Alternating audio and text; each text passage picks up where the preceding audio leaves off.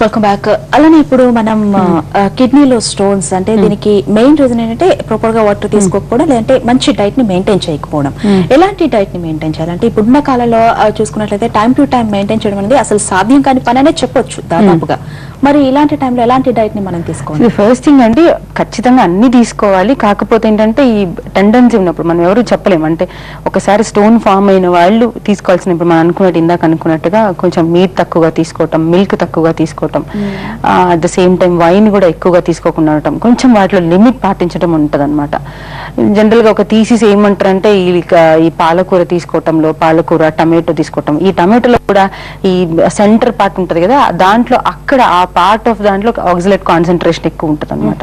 So దాన్ని remove చేసి తీసుకోవటం వల్ల కూడా కొంచెం ఒక రకంగా మనం వాటిని ప్రివెంట్ చేయొచ్చు. బట్ ఇవన్నీ జాగ్రత్తలు ఎవరు తీసుకోవాలి అంటే ఒకసారి వచ్చిన వాళ్ళు తీసుకుంటే ఇంకా చాలా బెనిఫిషియల్ అనమాట. అందరికీ జనరల్ గా వాళ్ళకి డైజెషన్ పవర్ ఉంటుంది కాబట్టి వాళ్ళు తీసుకున్నా తీసుకోక పెద్ద డిఫరెన్స్ ఉండకపోవచ్చు. బట్ ఫస్ట్ థింగ్ ఏంటంటే the prime thing water consumption బాగా ఉండాలి. ఓకే అండి, ఒక కాలర్ వెయిట్ చేస్తున్నారు, వాళ్ళతో మాట్లాడదాం. తిరుపతి గారు హైదరాబాద్ నుంచి. Hello hello hello hello hello Tirupati గారు చెప్పండి. నేను హైదరాబాద్ నుంచి కాల్ చేస్తున్నా. చెప్పండి మేడం, కిడ్నీలో స్టోన్ ఉంది madam, 7 mm. Okay. Right ureter L3-4 లో ఉంది మేడం. ఓకే. అయితే మరి ఆపరేషన్ లేకపోతే ఏమైనా మెడిసిన్ తో తగ్గుతుంది మేడం? ఇది ఏం భయపడాల్సిన పని లేదండి. అంటే యూరేటర్స్ లో ఉంది, కిడ్నీలో కూడా, రెండిట్లో ఉందా మీకు?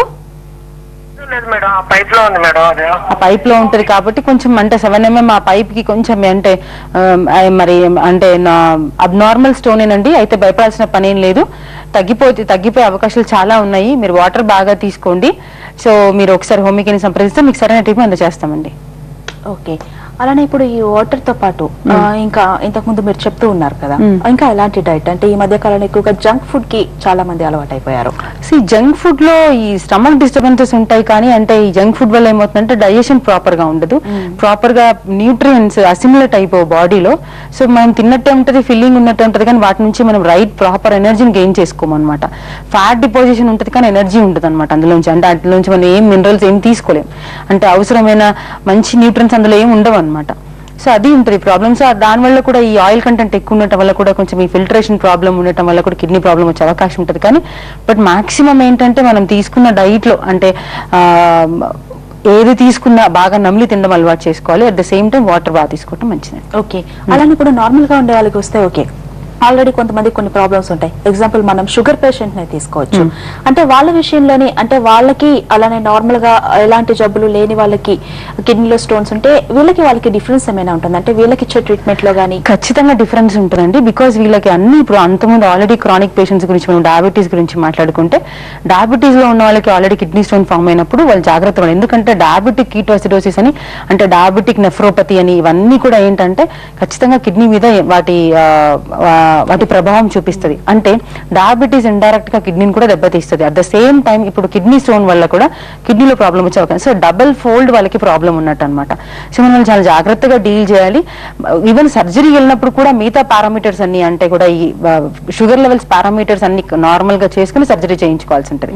సో ఖచ్చితంగా ఎక్స్ట్రీమ్ ఇంటెన్సివ్ కేర్ ఉంటుందండి వాళ్ళకి, ఈవెన్ ట్రీట్మెంట్ లో కానీ మేనేజ్మెంట్ లో కానీ. ఓకే. ఓకే అండి, మరొక కలర్ రాంబాబు గారు ఈస్ట్ గోదావరి నుంచి వెయిట్ చేస్తున్నారు. రాంబాబు గారు చెప్పండి. హలో, నమస్తే మేడం. నమస్తే అండి, చెప్పండి. అదే నా పేరు రాంబాబు అండి. నేను ఇది వరకు చెట్టు మీద నుంచి పడిపోయాను మేడం. చెప్పండి. పడిపోతే అంటే ఆ తర్వాత నాకు యూరిన్ డాక్టర్ దగ్గర యూరిన్ అలా స్టాక్ పోతుందండి. ఆ యూరిన్ స్టాక్ పోవడం వలన అది ఇది వరకు ఏ డాక్టర్ గారు నాకు చెప్పలేదండి. తర్వాత డాక్టర్ని వైజాగ్ వెళ్ళి కలిస్తే పైప్ చేసి యూరిన్ తీసేయమన్నారండి. దానివల్ల చాన్నాలు పైప్ వేసి యూరిన్ తీక రైట్ కిడ్నీ ఇన్ఫెక్షన్ పట్టేసి కొంచెం స్మాల్ గా అయిపోయిందటండి. అప్పటి నుంచి తర్వాత పైప్ వేసి యూరిన్ తీసేయమన్నారండి. తీస్తున్నానండి. ఒక్కోసారి కిడ్నీలో నొప్పిగా ఉంటుందండి, రైట్ కిడ్నీ కొంచెం నొప్పిగా ఉంటుందండి. ఓకేనండి. సో ఇప్పుడు మీరు చెప్పిన దాన్ని బట్టి అర్థమవుతుందంటే ఇరేథ్రల్ స్ట్రక్చర్ ఉండి ఉండొచ్చు మీకు. అంటే జనరల్ గా హిస్టరీ ఆఫ్ ఫాల్ కానీ హిస్టరీ ఆఫ్ ఇంజురీ ఉండటం వల్ల జనరల్ గా ఇలా జరుగుతుంది అనమాట. అప్పుడు స్పింక్టర్ మజిల్ ఈ ఫాల్ అంటే ఇంజురీ వల్ల స్పింక్టర్ మజిల్ దెబ్బతిని మీకు అప్పుడు యూరిన్ రిటెన్షన్ అంటే ప్రాపర్ గా యూరిన్ పాస్ అవ్వడం కష్టం అవుతుంది. కంపల్సరీగా క్యాథెటర్ పెట్టుకొని మాత్రమే మీరు యూరిన్ పాస్ చేయాల్సి ఉంటుంది అనమాట. అంటే క్యాథెటర్ యూజ్ చేస్తూ ఉంటారు. సో దీనివల్ల ఖచ్చితంగా ఎందుకంటే నార్మల్ గా వాళ్ళకి మీకు ఖచ్చితంగా డిఫరెన్స్ ఉంటుందండి. నార్మల్ గా ఎప్పుడైతే బ్లాడర్ ఫుల్ అయిపోతుందో అప్పుడు వెయిట్ ఎవాక్యుయేషన్ జరిగిపోతుంది అనమాట బయటికి. బట్ మీ విషయం అలా జరగదు కాబట్టి యూరిన్ అక్కడ రిటెన్షన్ ఉంటుంది కాబట్టి కొంచెం ఖచ్చితంగా కిడ్నీలు నొప్పి ఉండటము లేకపోతే ఇన్ఫెక్షన్ ఫ్రీక్వెంట్ గా ఉండటం జరుగుతూ ఉంటుందండి. అయితే ఈ సూపర్ ఇన్ఫెక్షన్స్ కి తర్వాత ఈ కాంప్లికేషన్స్ అన్నిటి కూడా హోమియోపతిలో మంచి ట్రీట్మెంట్ అవైలబుల్ గా ఉంది. మీరు రిపోర్ట్స్ తీసుకుని హోమియోని సంప్రదిస్తే మీకు సరైన ట్రీట్మెంట్ చేస్తామండి. ఓకే అండి. నెక్స్ట్ మరొక కాలర్ విష్ణు హైదరాబాద్ నుంచి లైన్ లో ఉన్నారు. విష్ణు గారు చెప్పండి. హలో విష్ణు గారు చెప్పండి. అవును మేడం, నా పేరు విష్ణు. అది చెప్పండి. మాది కిడ్నీలో స్టోన్ ఉందని చెప్పారు. 4 mm. ఓకే, దాని గురించి మాట్లాడాలి. ఏ కిడ్నీలో ఉందండి? రైట్ సైడ్ కిడ్నీ అండి. ఓకేనండి, భయపడాల్సిన పని ఏం లేదు. అది చిన్న సైజ్ స్టోన్ మాత్రమే. అది చాలా మంది గమనిస్తూ ఉంటాము. ఫస్ట్ థింగ్ మీరు వాటర్ బాగా తాగండి. అంటే కంపల్సరీగా మీరు 4 to 5 liters వాటర్ తీసుకోవటం మంచిది. మంచి ఫైబర్ డైట్ కూడా తీసుకోండి.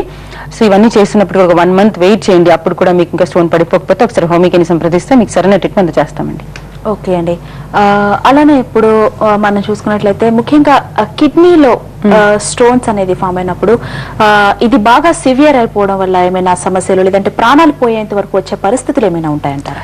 ఖచ్చితంగా అండి. ఇందాక మనం డిస్కస్ చేస్తున్నాం కదా, ఇప్పుడు సైజ్ ఆఫ్ ద స్టోన్ ని సైట్ ఆఫ్ ద స్టోన్ అనమాట. అది ఎంత సైజు లో ఉంది, ఎక్కడ ఉంది, దాన్ని బట్టి దాని యొక్క పెథాలజీ ఆధారపడి ఉంటది. ఎప్పుడైతే ఆ సైజు సైట్ చాలా కాంప్లికేటెడ్ గా ఉన్నాయో అప్పుడు ఏమవుతుందంటే కిడ్నీ బాగా దెబ్బతింటుంది. అనుకున్నట్టు ఈ హైడ్రోనెఫ్రోసిస్ రావటము, దాని ఫంక్షన్ కంప్లీట్ గా అక్యూట్ రీనల్ ఫెయిల్ లో కూడా వెళ్ళిపోయే అవకాశం ఉంటుంది. రీనల్ ఫెయిల్ లోకి వెళ్ళిపోయి అంటే ఛాన్సెస్ ఎక్కువగా ఉంటాయి అనమాట ఇట్లాంటి కండిషన్స్. ఇమీడియట్ గా దాన్ని మనం సర్జరీ చేసి స్టోన్ తీసేస్తే సరిపోతుందండి. ఓకే అండి. అలానే ఇప్పుడు దీనికి సంబంధించి హోమియోపతి ఇంటర్నేషనల్ లో ఎలాంటి ట్రీట్మెంట్ ఉంది? చిన్న బ్రేక్ తర్వాత తెలుసుకుందాం. హలో డాక్టర్లు, మరో షార్ట్ బ్రేక్.